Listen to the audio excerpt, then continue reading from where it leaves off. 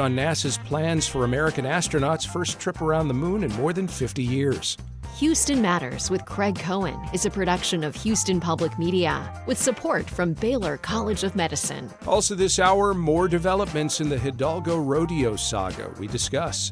Then from airport security lines to an F rating for Buc-ees to long-awaited flying cars, we contemplate intrigues in the news on the good, the bad, and the ugly. Plus, we welcome your allergy questions and why an area film festival is highlighting how Charlie Chaplin took on Adolf Hitler in 1940 and what his film The Great Dictator has to tell us today. Remember to check out our live video feed on Houston Public Media's YouTube channel. We'll start with a news update from NPR and News 88.7. Stay with us. Live from NPR News in Washington, I'm Corva Coleman. Authorities in Michigan have held a news conference about yesterday's attack on a synagogue in suburban Detroit. A man armed with a rifle drove his vehicle into the building yesterday. He was stopped by armed security officers. After an exchange of gunfire, the attacker was killed. People inside, including children, were able to escape. A security guard and officers were injured. Michigan Governor Gretchen Whitmer says that she sees the attack as anti-Semitic. It is important for us to stand up, to stand against it, and to thank the people who showed up to support the community, but also call out where we see acts of anti-Semitism, where we see threats, where we see something, how important it is to say something, and to recognize that each of us has a responsibility. The Department of Homeland Security has identified the attacker as a naturalized U.S. citizen who was originally from Lebanon. NPR has learned that the attacker had family members who were killed and injured last week in Lebanon by Israeli airstrikes. The FBI is also investigating a deadly shooting yesterday at Old Dominion University in Southern Virginia as terrorism. One person was killed. Authorities say the gunman was overpowered and found dead. Israel continues to strike Lebanon in its effort to bring down Iran's proxy militia that's based there, Hezbollah. Last night, Israel struck a central part of the Lebanese capital, Beirut. NPR's Hadil Al-Shelchi says the Israeli military told people within a 300-yard radius of a certain building to leave that area. While we know that the Israeli military says it is targeting and killing Hezbollah operatives, we don't know what was being targeted in the building last night. But an official in the region, not authorized to speak publicly and speaking on condition of anonymity, told NPR the Israeli strike in central Beirut was symbolic to send a message that Israel will not tolerate Hezbollah's fire much longer. NPR's Hadil Al-Shelchi reporting. Stocks opened higher this morning as the Commerce Department reported slower economic growth in the final months of last year. NPR's Scott Horsley reports the Dow Jones Industrial Average rose 250 points in early trading. Revised figures show the U.S. economy grew more slowly in October, November, and December than initially reported. GDP grew at an annual rate of just 0.7% in the fourth quarter, down from the original tally of 1.4%. The markdown reflects weaker exports, consumer spending, and government spending during a period that included the 6-week government shutdown. For all of last year, the U.S. economy grew 2%. Gasoline prices continue to climb as the war with Iran has pushed oil prices well above $90 a barrel. AAA says the average price of gas nationwide rose to $3.63 a gallon. The average price of diesel fuel jumped to $4.89 a gallon. Scott Horsley, NPR News, Washington. You're listening to NPR. Support for NPR comes from NPR stations. Other contributors include EBSCO, committed to upholding the principles of responsible research as they work to develop AI technologies to enhance research around the world. Learn more at ebsco.com. This is NPR. Live from News 88.7 in Houston, I'm Matt Harab. Residents and plant workers are breathing a sigh of relief this morning after a raging fire at a chemical plant in Pasadena last night. The blaze at the LyondellBasell facility is now officially out. It started around 9 p.m. last night. Bright orange flames were seen billowing from the plant and were visible from Galveston. Fortunately, no one was injured and all personnel were accounted for after the flames were put out. Still, no word on what happened to spark the massive blaze, but but no releases of deadly gases or fumes have been reported. There's more fallout from the dispute between Harris County Judge Lina Hidalgo and officials with the Houston Livestock Show and Rodeo. Rodeo officials voted to strip Hidalgo of ex officio director status, which essentially revokes many of her privileges at the rodeo grounds. Hidalgo was back at the rodeo yesterday to review video footage of an incident when she claimed she was manhandled by security. She spoke to reporters outside NRG Stadium. I think at this point we've done all we can do, and I hope that we can move forward from this, or I sure plan to. Rodeo officials dispute Hidalgo's claims, saying that she was trying to access an area for which she did not have the required wristband. Stay here. We'll have more on this just ahead here on Houston Matters. The now former athletic director for Texas Southern University says his reputation has been tarnished by someone with financial motivation. Dr. Kevin Granger has been on administrative leave since June pending an investigation into sexual misconduct against a university staff member. TSU fired Granger last month and has now removed his retired jersey hanging in the basketball arena. He maintains his innocence. Meanwhile, Fort Bend County Judge K.P. George argued during opening statements of his criminal trial yesterday that case currently being brought against him is politically motivated. George is facing felony money laundering charges. He was arrested for using more than $46,000 in campaign funds to allegedly make a down payment on a house and more. If convicted, he would be removed from office. His defense is arguing that the transferred funds were actually lawful payments. I'm Matt Harrop, News 88.7. This is Houston Matters. I'm Craig Cohen. Thanks for joining us here on News 88.7 and Houston Public Media's YouTube channel. Coming up this hour, the Hidalgo Rodeo saga. This week's The Good, the Bad, and the Ugly, your allergy questions, and what we can learn from an 86-year-old film by Charlie Chaplin. First, though, Artemis II is a go for launch as early as April 1st. NASA made that word official Thursday after technical issues delayed the mission last month. After a 2-day flight readiness review, mission leaders unanimously have voted to move forward with the upcoming trip around the moon, the first of its kind by American astronauts in more than 50 years. The astronauts have been training here in Houston, and mission control for the flight will, of course, be run out of Johnson Space Center in Clear Lake. News 88.7's Michael Adkison has been covering this mission and joins us now with the latest. Good morning, sir. Hey, Craig. Good morning. What prompted NASA to delay the launch, first of all, last month? Right. So there have been several delays. So initially, NASA had wanted to launch Artemis II in February. They did a whole dress rehearsal, but that did not go very well. The point of the dress rehearsal is to simulate the launch up to 30 seconds until the launch. They couldn't get that far. They had to stop about 5 minutes before the launch because there were just too many issues. So then they said, not February. We're going to push it to March. They do another dress rehearsal last month in preparation for a March launch. That goes very successfully, and they go as much as to say, yes, we're going to launch in March. The problem then was in the hours after that press conference, they found a helium leak in one of the rockets that the only way to fix it would have been to completely roll the rocket and the spacecraft away from the launch pad back into the vehicle assembly building, which is a day-long process. So they've rolled that back. It's now in there for repairs, and they said now we can't do any launch until April at the earliest. What did NASA officials say Thursday, though, about how mission teams ultimately concluded that they are ready to go starting April 1st? They said unanimously they are ready to move forward. This was a conversation that went over the course of 2 days with officials, with NASA leaders, with people involved directly with the Artemis mission, as well as, importantly, the 4 astronauts themselves whose lives are going to be at risk in this mission. And they unanimously pulled to go for launch in April. So, this is a vote of confidence in Artemis, considering that it has had all these delays and all these issues with repairs needing to go onto the rockets. You mentioned the astronauts weighing in on this. NASA officials have been emphasizing astronaut safety is guiding their decisions. And yet, John Honeycutt, chair of the Artemis II mission management team, admitted that data indicates the likelihood of Artemis II going exactly to plan is just a little bit better than a coin toss. On its face, that does not sound very reassuring, but what did he mean by that? Right. And he even said he hopes that we don't come out of this press conference with that being the headline. Of course, that was all anyone could really talk about, was the fact that there's this idea of, the acceptable risk. During the Apollo era, there was this concept of, there's obviously always a chance that something is going to go wrong. What's the highest level of chance of something going wrong that we're still comfortable flying in? That was a big deal during the Apollo era, and a reporter asked about that with the Artemis II mission. What is the acceptable risk for still going for launch?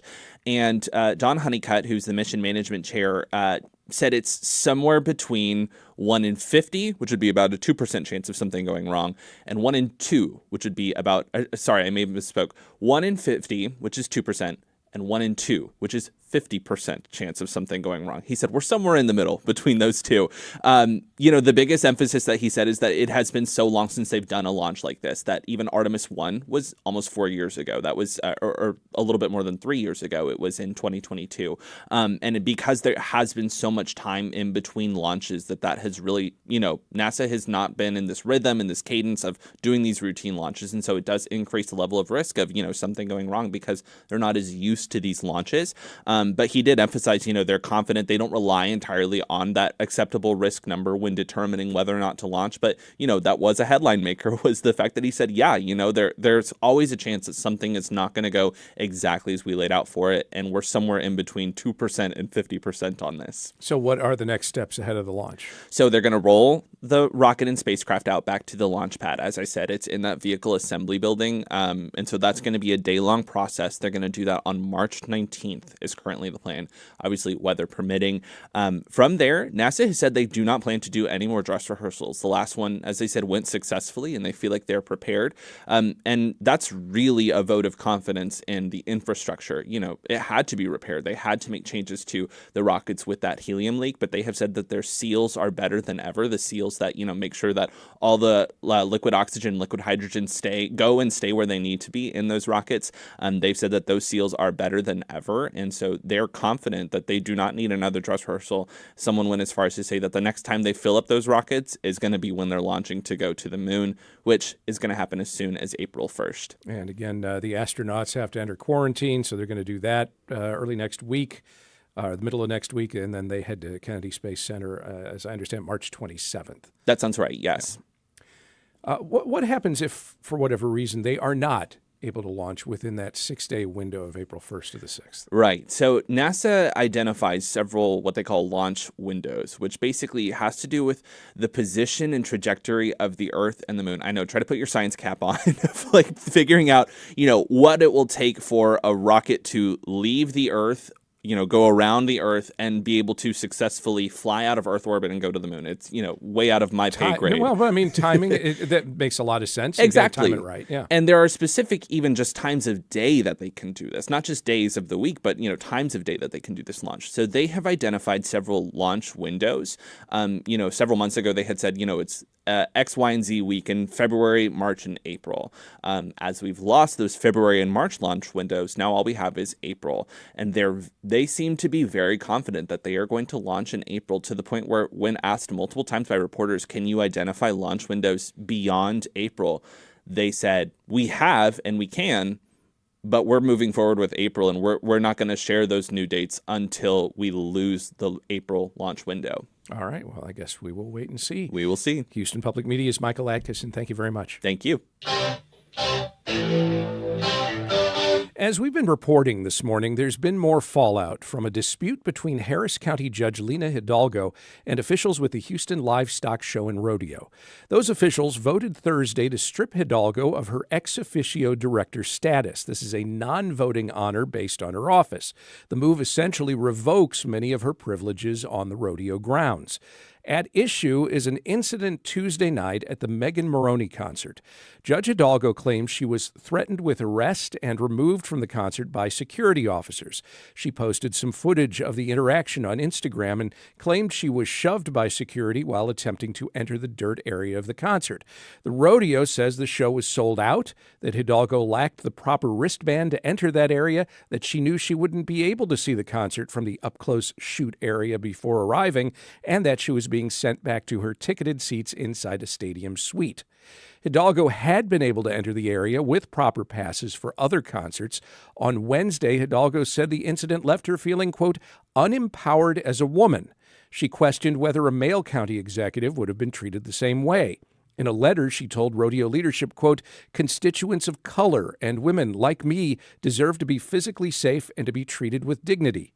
In a statement in response Thursday, Rodeo CEO Chris Bowman and board chairwoman Pat Mann-Phillips wrote, quote, "We are very disappointed in Judge Hidalgo's actions Tuesday night and since that we must enforce the same access policies for everyone, that the judge is the only elected official to request, even demand, these seats night after night, and that the idea she was treated this way because she's a woman or Hispanic is absolutely false and insulting," unquote. Hidalgo was less confrontational upon returning to NRG Park Thursday to view security footage of the incident. She briefly addressed reporters, saying she hoped, quote, "we can move forward from this," before departing. Okay, that's the saga this week. What do you think? Did gender or racial politics have anything to do with this? Or did Judge Hidalgo falsely assume privilege she did not have? Let us know your thoughts at talk@houstonmatters.org, at 713-440-8870, or comment on our live video stream on Houston Public Media's YouTube channel, as we discuss now with Nancy Sims, political science lecturer at the University of Houston. Nancy, good morning. Good morning, Craig. All right, what's your take on this? Was this about gender or racial politics or about privilege? Well, it's a complicated issue, in my opinion, and I think something that's been a little bit overlooked in the intense scrutiny of this whole event is that she did have suite passes. And I don't know if you've ever had the honor to be in a suite at the rodeo, but it's a pretty nice way to enjoy the rodeo. I've been with clients in the past and entertained elected officials there many times in the past. And, you know, suite's a pretty comfortable way to enjoy the rodeo. So they didn't even ask her to leave. They just asked her to go back up to the suite, which, in my opinion, would have been fine for her and any guest. I mean, you're not on the floor where you can almost touch the performer, but they're quite comfortable seats and good scenes of the event. So I think part of the reason people pick certain performers in this particular performer was incredibly popular and had an overrun sellout on that event. So I think it's a combined issue that she had a place to go and a place to sit. She could have taken her guests back to. Judge Hidalgo suggested that a male county executive would not have been treated this way. Does she have a point there, or does the rodeo's contention that she's the only elected official that's asked for these passes suggest other county executives, male or female, have not been in this position? Well, it's easy to assume she was treated that way because she's a woman, she's Latina, etc. However, in my experience of more than 40 years of interacting with the rodeo, you usually don't find those issues to be overly prominent. They're very responsible, take care of people, and I think they politely asked her to leave, and then she didn't and argued the point. And, you know, John Whitmire's going to the rodeo most every day. I know y'all have hosted him recently from the rodeo, and we're not hearing anything about that. But then is Whitmire asking to go to the floor? So that would be our comparison point, and I don't think he's been asking to go down for the prominent seats during the performances. Since you bring up Mayor Whitmire, you know, we have unfortunately witnessed from Judge Hidalgo at joint press conferences with the mayor, in commissioners' court meetings as well, now at the rodeo, what seems to be a pattern at times of angry, perhaps erratic behavior. To what do you attribute that? Well, I think there's always a defense when you're the first person to serve in a role, and she is our first female county judge, our first Latino county judge, Latina, and she's always going to have a little more defensiveness about that. And that's true of most people that have been the first in a position. So I think she and she is tender, I would say. She takes things a little bit more personally than your average political figure. If you were advising Judge Hidalgo right now, what would you say to her about all of this? I would say drop this discussion and move on. Also, as a longtime civically engaged person in this city, I would never recommend anybody pick a fight with the rodeo. Well, true. They have 35,000 volunteers. They're everywhere. They're year-round. They're very powerful organization that provides scholarships. And I mean, to anybody who's been in Houston most of their lives or even been here for 5 years, the rodeo is an institution. And while she is the landlord, which she referred to herself several times, it's actually the county is the landlord. And by the way, the county commissioners have the same passes that she's had, the mayor and others, and you just haven't seen this kind of behavior. So, all of that said, to be fair, what about the rodeo? Should rodeo officials or security have handled any of this any differently than they did? Well, I think they did try to politely ask her to go back to her, her granted seats. Maybe they got a little aggressive when telling her she had to leave, because those people that were sitting on we call it the dirt, right? And you get a folding chair. And those people paid $500 a ticket. So is the rodeo, are they shunning her? Are they protecting the 1,000 people that bought those $500 tickets? It's a complicated situation. My guess is they felt they were best serving their guests by asking her to leave so that she wasn't taking up seats from people that had paid the high dollar for those seats. One more kind of bigger picture question about this. We are in a period politically and socially where DEI programs have been rolled back, references to race or gender in classrooms is being eliminated, immigration enforcement policies have Latino, Hispanic, Houstonians on edge. In that context, does it help or hinder things when an elected official alleges a gender or racial-based offense because she was not allowed a seat at a concert she was not entitled to?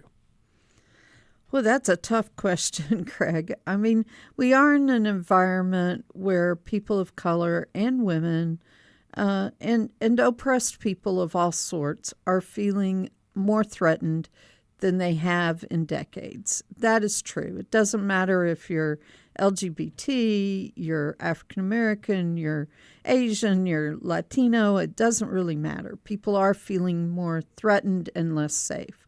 So she saw that as an opportunity and blamed the actions of the rodeo on that issue and tried to pick up a relationship with others who may feel that. And there was some debate this year about, performers at Black Heritage Day and at Tejano's. So she was trying to tap that vein. I don't think the rodeo really meant that in any way, form, or fashion where she was concerned. Nancy Sims is a political science lecturer at the University of Houston. Nancy, thank you very much. Thank you, Craig. Up next, from airport security lines to an F rating for Buc-ees to long-awaited flying cars. This has been a week filled with intrigues in the news. Our non-expert panel weighs in on the good, the bad, and the ugly as Houston Matters continues on News 88.7 and YouTube. You count on Houston Public Media. That's why you're here right now. Take the next step and become a new member today. Every gift makes a difference. And with a gift of $5 a month or more, you'll receive PBS Passport, a member benefit that lets you stream more of the shows you love anytime. It only takes a minute to make a big difference. Join as a new member today at houstonpublicmedia.org/donate or call 800-364-8300. Support for Houston Public Media comes from listeners like you and from Baylor College of Medicine. Baylor's work centers on advancing health and medicine through research, education, and patient care. Support comes from Base Power. As hurricane season approaches, Base offers energy plans with automatic whole home battery backup with new extended outage protection. Eligibility details at basepower.com/NPR.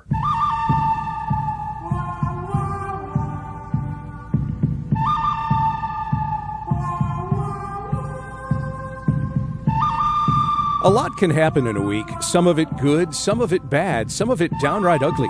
When faced with intriguing developments in the week's news, we turn to a rotating panel of non-experts to parse the good, the bad, and the ugly of it all. On today's panel, Natalie Arceneaux, president of Arceneaux International Consulting, Charles Kuffner, who writes the Off The Kuff political blog, and Ernie Manouse, co-host of Houston Public Media's Hello Houston program, heard weekdays from 11 to 1 here on News 88.7. Natalie, Charles, Ernie, welcome to Houston Matters. Thank you, Greg. Panel, the partial federal government shutdown really came home to roost over last weekend and again on Monday when limited TSA staff working without pay led to outlandishly long lines at security, specifically at Hobby Airport. At one point on Sunday, Houston airport officials encouraged travelers to arrive at Hobby 4 to 5 hours early, noting security lines taking at that time more than 3 hours to get through. All that waiting in line, and you don't even end up riding on Space Mountain. It may have been a perfect storm for Hobby with one security line, limited staff, and a spike in spring break departures on discount airlines all at the same time. But as the partial shutdown drags on, future days featuring major delays may seem likely. Is this good, bad, or ugly? Natalie Arceneaux, start us off. Oh, it's so ugly. It's just, you can't even look at it in its face. It's so ugly. I mean, it's really bad. So it's on so many levels. So you have the situation where the government can't seem to get its stuff together and approve the appropriate appropriations. Say that 10 times fast. I will not. To fund the government fully. I mean, like, these are like critical core services, and they're the ones who commandeered them. So, they didn't used to manage security and all these other things. That was back when we could actually go to the gate and wave at people and sit with them, right? They didn't. They took that. They took that responsibility. And so if you took the responsibility, then it's your job to pay for the responsibility, and you need to get over yourselves and get over your ego and pass the funding so that people aren't showing up to work unpaid, which, I mean, people show up to work paid and are not necessarily motivated. So if you're not paying them, I can't imagine how unmotivated you are to show up, which puts everybody at risk because people overlook things that they wouldn't maybe overlook in other cases. So it's just really bad all around. All right. Good, bad, or ugly. Charles Kuffner. Well, my sister-in-law and her family missed their flight to Florida because of it, so it was certainly bad for them. But just to address Natalie's point, this isn't about the government not getting its act together. This is about a specific point of dispute between Democrats and Republicans over funding for DHS and for ICE, and Democrats demanding there be some accountability on ICE, which is part of this dispute, over the way that they have been acting in places like Minneapolis and Los Angeles and Chicago and elsewhere in the country, acting with no accountability, no regard for people, and frankly, they, no regard for the law. So, this dispute could end any time if President Trump were to agree to some fairly straightforward and, I should say, according to all polling, popular requests for specific actions to take regarding ICE and its actions, its policies, its rampage through the population. So, this is an inconvenience, and that's kind of okay in the sense that, for a serious matter like this, it's okay for people to feel some of the pain, because this is a serious question. It has an impact on a lot of people, and it's something that is well within the president's power to resolve. All right, good, bad, or ugly. Ernie Manouse. You've heard from the intelligentsia. Now it's my turn. I think it's good. I think it's great. And I'm going to give a different slant on it because what it says is, even though this is going on, they are still taking the time to check each passenger and make sure there's safety when we get in the air. So yes, there are longer lines because there are less people doing the work, but they are doing the work. So it's an inconvenience to us. Like you said, Space Mountain, at the end of that ride, you were still where you started. At the end of this ride, you got to go somewhere. So you wait a little longer in line. They've done a great job at messaging it out that there are long lines, so you shouldn't be like caught off guard by it at this point or when it was going on. So yeah, it's good. We should keep communication open. We should make sure our skies are safe. The rest of it, the political end of it, yes, it's a mess. But I'm happy that people are safe in the air. You know, until you brought it up, Natalie, I hadn't really thought about it, but I genuinely miss those departures at the gate. Not only for my own family and friends, but to be able to witness dramatic departures. Yeah. Those last second tight hugs and kisses, and somebody's in love with somebody, and somebody sings somebody for the last time, and it's all right in front of you, and they can't put them into movies unless those movies are set in the past. I miss that. Okay, children, come around. I've got a fun story for you about that. Our entire family always ran late for everything. And I am so old that I remember we lived in Binghamton, New York. We had to go to Syracuse to catch our planes to go far and wide, about an hour drive. And in the car on the way, my dad would pull over to a payphone and call the airport and tell them we were running late and to hold the plane. Wow. That's how old I am. And they would. Oh, there you go. There's my story for the day. Panel, P.T. Barnum's alleged to have once said there's no such thing as bad publicity. The convenience store chain Buc-ees may be counting on that after word spread this week that it has an F rating from the Better Business Bureau, which says since 2019, the company's failed to respond to 88 customer service complaints filed through the Bureau.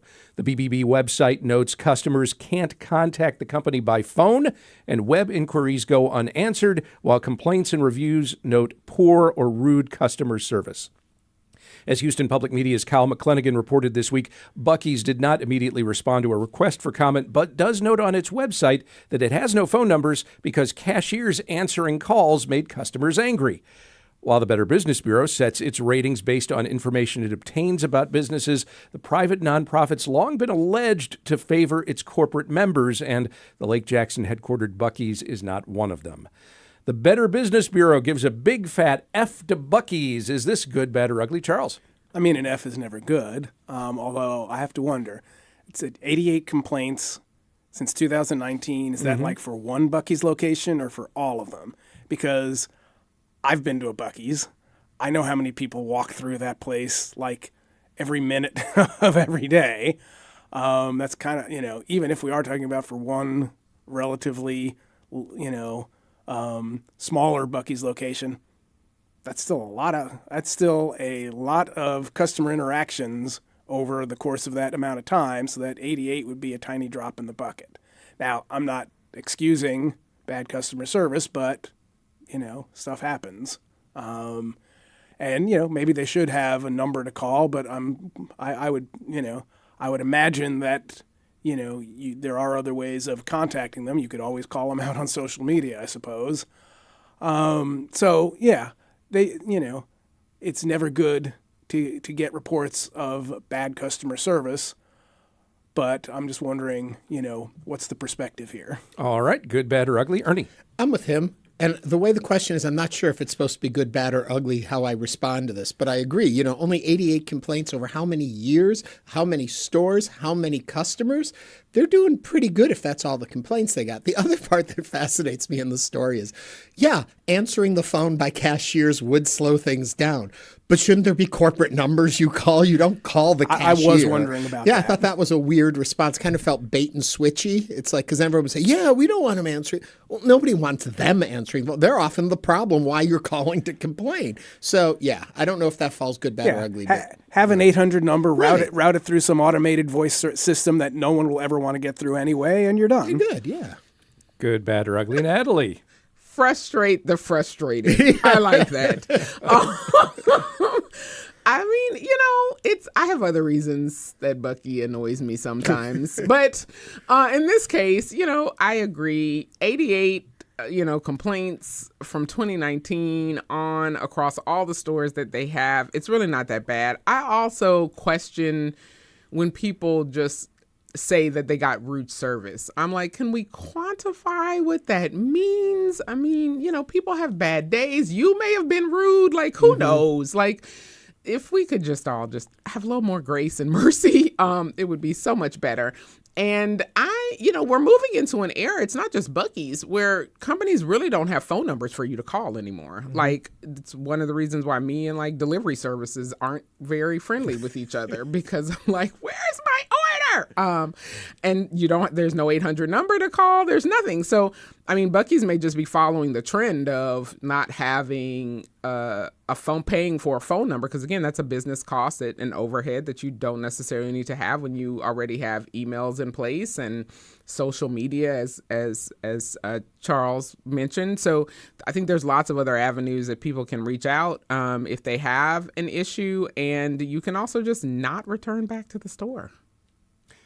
Panel, for generations now, we've been promised flying cars. Now, Texas will be among more than 24 states where 8 proposed variations will be tested, according to an FAA announcement on Monday. As Texas Public Radio's Corey Cook reported this week, technically what's being tested are called electric vertical takeoff and landing aircraft, or EVTOLs. They might be used in the future for emergency medical response, delivering cargo, or, yes, as flying taxis. Also, technically, flying cars are not new. The Taylor Aero car was designed and built by Moulton Taylor in 1949 and featured folding wings that you could turn a road vehicle into a small plane in just 5 minutes. You just had to park the car, take the wings out, put them in place, and then, fly off. Oh, well. Data from the pilot projects announced Monday will be used by the FAA to develop new regulations for air taxis, which would raise all sorts of questions about pollution and safety and privacy and equity, among other concerns. We're testing flying cars now. Is this good, bad, or ugly? Ernie? It's fabulous. It is good. I love it. Now, if anyone that follows our show, I'm always complaining about helicopters. I don't trust mechanics. I don't trust human interaction in something that can't glide. It just drops. So I'm not a big fan of helicopters. And for some reason, on the other hand, I love the idea of flying cars. I'm not exactly sure how those two thoughts I'm going to say it's about the Jetsons. Do, do, do, do, do. Yeah. Oh, I hope I don't want to get hit with a copyright, so I won't finish that song. I think it's great, and I think it's great also because we are headed that direction. Let's be on the cutting edge of it and be involved in it, but also for emergency vehicles. When, I watch this. My mom, she goes to the hospital weekly, it seems, and going through the traffic, even with ambulances, just imagine if you go up, zip, and drop them, but land. Lands. The speed, the safety, the concern of that, I think it's wonderful. And like today, I was running late. Wouldn't it have been great if I could have gone above the traffic and come right here? So, yes, I'm all in favor. I think it's great. I'm happy we're part of it. Okay, Natalie. Oh, I don't like this at all. I mean, just looking at urban epicenters like Houston and across the country, drivers really can't drive. And they've been dealing with cars for 100 years now. I'm like, I just don't think this is a good idea. Now, on a case-by-case basis, for like emergency vehicles, that I'm here for. I'm that like if we just left the air to emergency responders, I would be okay with that. But to just have 3 million Houstonians in the air in some flying cars, y'all, that's not going to look good. That's not going to be a good look at all. It's going to be cars dropping. Righty. Charles. Yeah, I'm kind of with Ernie here. I've been fascinated by this for a long time. I follow this story a lot, and they've kind of got two different versions of these EVTOLs. One that is, as you say, for short trip in city services. One of the use cases that was being put forth before it got dialed back a little was like for getting to and from the airport. But it's also, there's also a version of this that's, pushing these electronic flying machines as like, short hop regional airports. So Houston to Dallas, for example. You get there in less than 90 minutes. Probably. I wonder if anything else could do that. I don't know. It doesn't seem like it yet. I mean, I have questions about what the business use case for some of these things are. Like, they're probably not going to pick you up at your house, so you're going to have to go someplace to get on this thing to get to the airport. And I don't know if that's going to be any more convenient or less time consuming than just driving or taking an Uber to the airport. And yes, I think we are all concerned about what happens if there's a mid-air collision. I think you're overthinking this a little bit. Yeah? Charles, flying cars. Oh, I know. I remember those Flying IBM ads in cars. which Avery Brooks yelled at us how we were all promised flying cars in the year 2000. So no, I am excited about this. I'm just not sure how it's going to work. And I'm kind of interested to see. All right. Well, I think that's a good landing spot for us. A safe, slow, calm landing. Natalie Arceneaux is president of Arceneaux International Consulting. Charles Kuffner writes the Off The Kuff political blog. Ernie Manouse co-hosts Hello Houston weekdays from 11 to 1 on News 88.7. Natalie, Charles, Ernie, thank you very much. Thanks, Craig.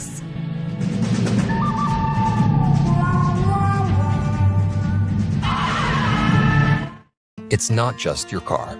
It's the one that brought your kids home from school, took you cross-country, held memories, laughter, even a few breakdowns. When it's time to let go, give your car a new purpose.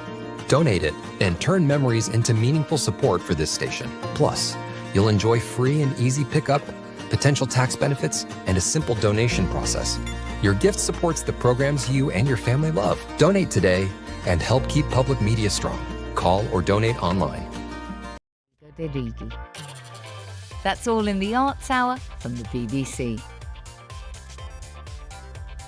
You can hear the Arts Hours tonight at 10 p.m., tomorrow at 11 p.m. Support comes from Hildebrand MBA at UT Austin's McComb School of Business, offering the Weekend MBA at Houston. Networking event March 19th at new campus location, City Center. Details at texasmbaevents.com. Make it here. Support for Houston Public Media comes from Metro. Introducing the Ride Metro Fare Card. The Ride Metro Fare system replaces the Metro Q Fare Card for bus and rail fares. Details at ridemetro.org/fare system. This is Houston Matters. I'm Craig Cohen.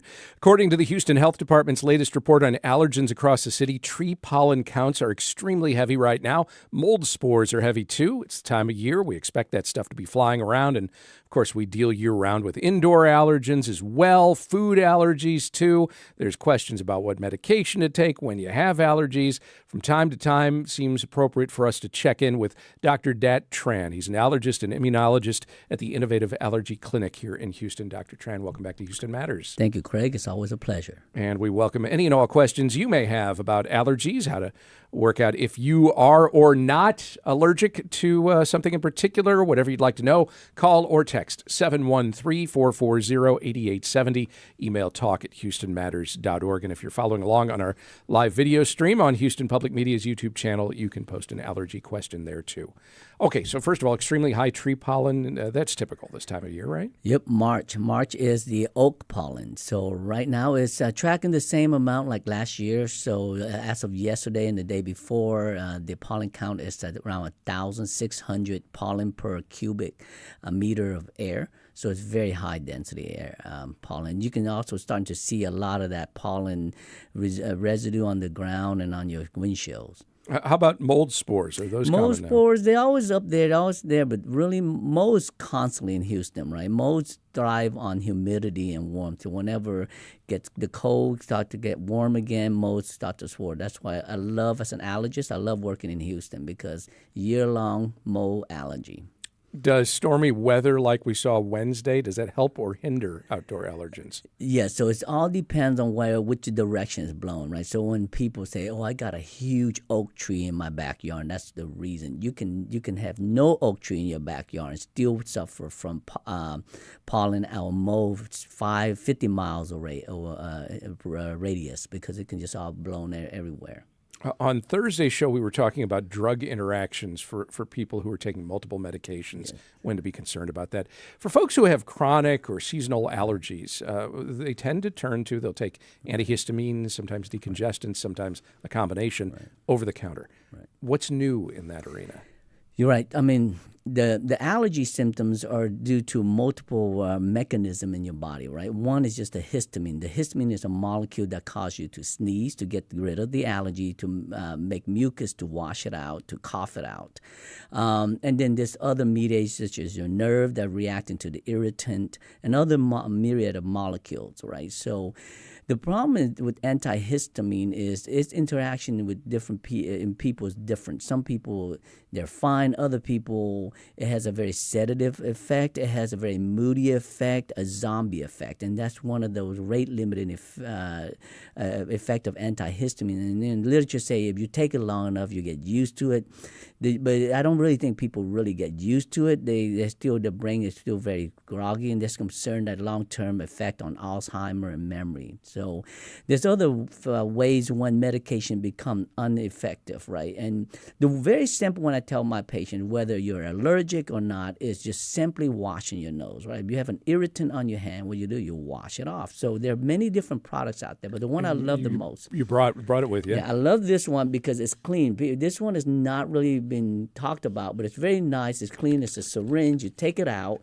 You pour water in here, you pour salt, you put it in a microwave, make it a little warm. The water doesn't have to be distilled. It's just bottled water is fine. And with salt and carbonated, make it a little warm. Don't do room temperature. It's still very, very irritating. Then the syringe, you just pull it up. Yeah. You lean over the sink and you just push slowly, and then you do the same. But the nice thing is then you just rinse the air, and it's very clean. It doesn't have like the other traditional where sometimes there's backwash into the bottle, mold can build up, and now you're washing more irritant into your nose. So the simpler thing is just to wash your nose, right? When the pollen count is out there real high, wash your nose. That will help significantly. And then you can follow if you have a lot of congestion. Follow with a nasal steroid. There's many different over-the-counter nasal steroid that will help decrease the swelling and inflammation. And then the antihistamine will help as long as you can tolerate it. And then those are what the most common things to do. And then if you're not relieved, then definitely go see an allergist, because long-term chronic allergy can lead to nasal polyps that need surgery, chronic lung diseases, restrictive lung diseases that really don't recover. So these are things, and then recurrent sinus infections. So definitely that's the time when you need to see an allergist. Back to that syringe, just because you brought it in, yes. Can you use that thing to baste a turkey? You can use it for many things, even a water gun. Okay. Since we were talking about antihistamines, are there, am I right, some brands over time, whether they become less effective, or are there developments in how they make them that might make more current medications less likely to leave you drowsy, or is that or is it just it's true with every type? It's true. So the different antihistamine out there, right? There's fexofenadine, there's Claritin, there's Allegra. Different one affect different for different people just because of the drug binding effect inside your body.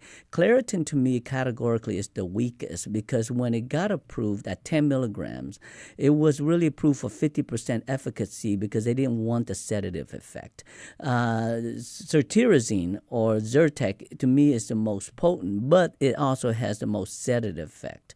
And these are, I'm talking about the 24-hour formulation, right? The Benadryl are the short-term, 6-hour, 8-hour, but they're very sedating to a lot of people. Is this why the stronger ones, the 24-hour medications, you have to go to the counter at the pharmacist? They won't, in some cases, they're over the counter. You don't need a prescription, but they're keeping them in the back. No, it's the reason why they keep them back is the one that say allergy decongestant, because it has pseudoephedrine and phenylephrine that's been used by people to make different drugs out of them.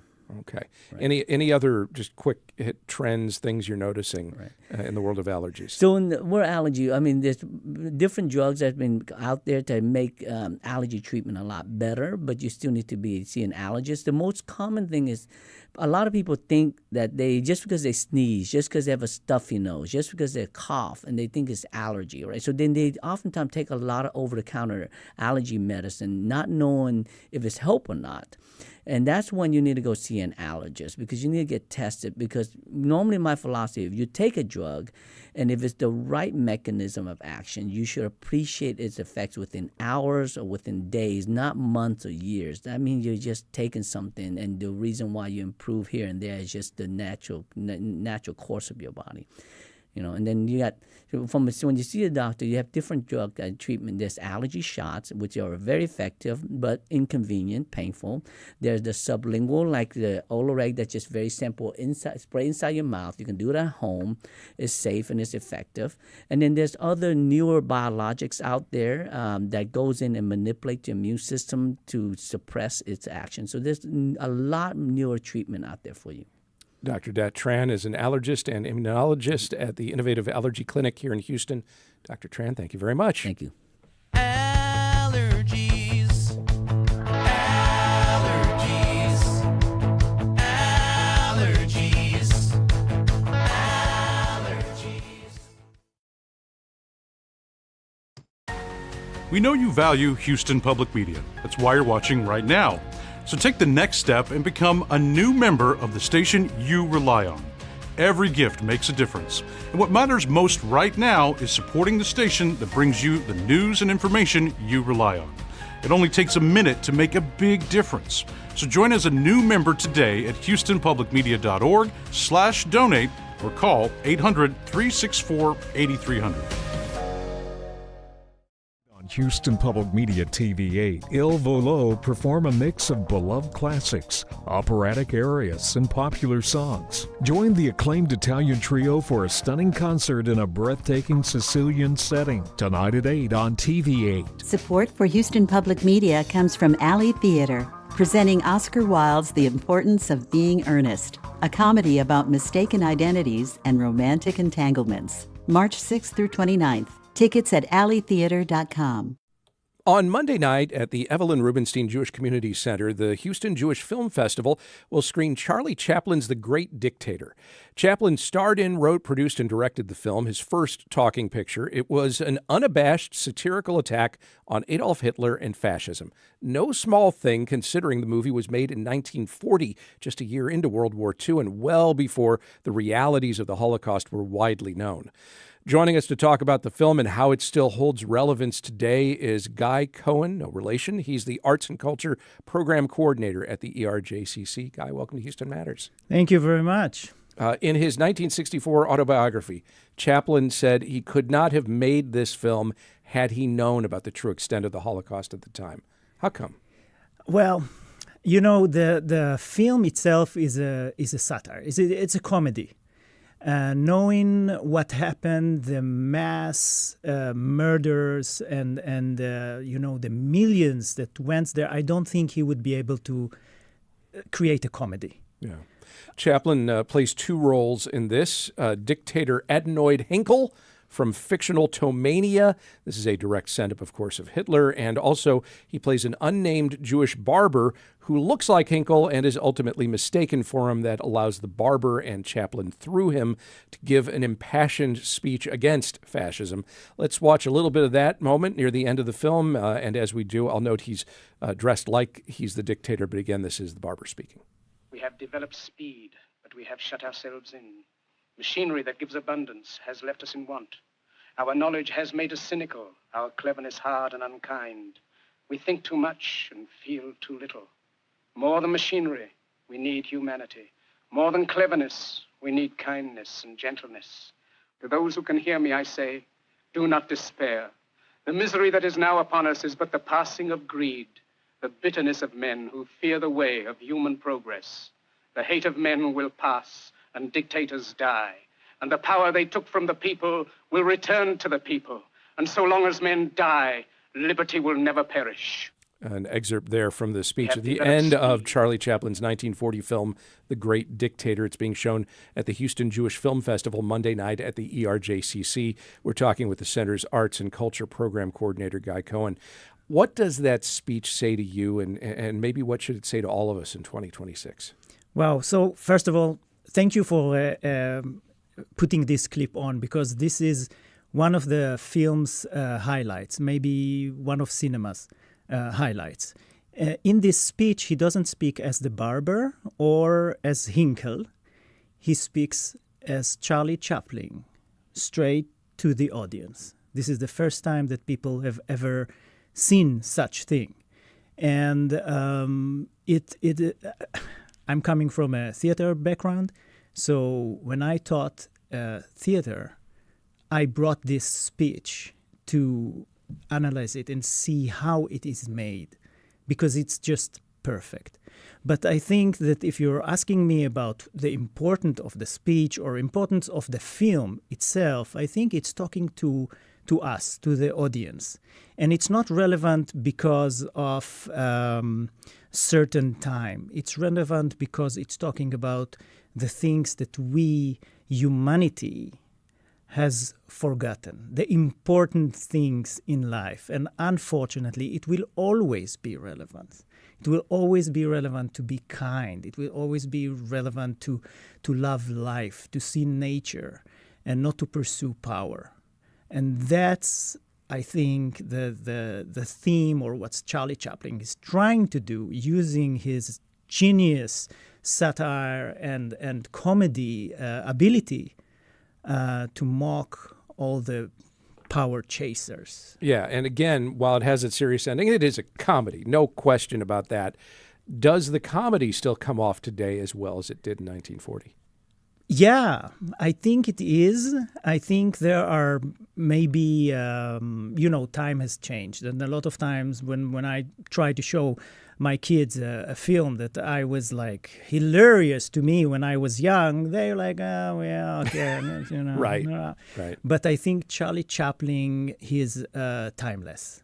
And his professionalism, his ability to just be everything, everywhere, all the time, is a remarkable achievement that will never get old. When The Great Dictator was released, it was well received here in the U.S. Critics were impressed by it.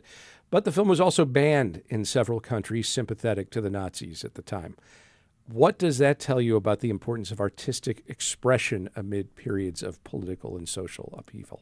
So let's go back a little bit. It was banned in most Europe. It was banned in Britain, by the way. And Churchill himself had to interfere and to allow it to be screened in Britain. There is a story, I don't know if it's true, that Hitler himself ordered a copy of the screen that was underground and watched it. I don't know what was the reaction. Yeah. But no one knows. But probably not a pleasant one, which is fine. Yeah. Yes, but getting the film, it was, you mentioned it, he did it on his own. No one wanted to touch it because it was too dangerous. It was mocking a country that the United States was not in war yet with. So Hollywood stayed away from it. He put all his money in this production, and he took everything in it. Every dollar that he put there was a risk. So sometimes to make an artistic point, you got to put your money where your mouth is. I think that a lot of times people are mistaken between good time and entertainment to really a message. Right. And he was on the message. This month's Houston Jewish Film Festival runs through March 28th. It includes a screening of Charlie Chaplin's The Great Dictator Monday night at 7:30 at the Evelyn Rubenstein Jewish Community Center of Houston. Guy Cohen is the Arts and Culture Program Coordinator at the ERJCC. Thank you very much. Thank you. And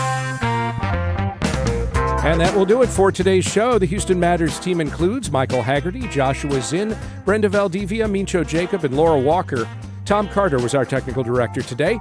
On Monday's show, Houston Public Media education reporter Bianca Seward shares an update on the state school vouchers program rollout, also the future of Corpus Christi and water. I'm Craig Cohen. Have a great weekend, then join us Monday for those and other Houston Matters.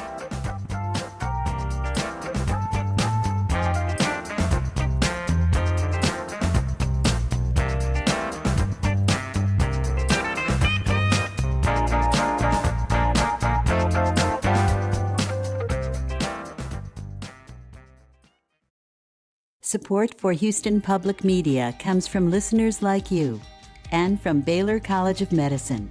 Baylor's work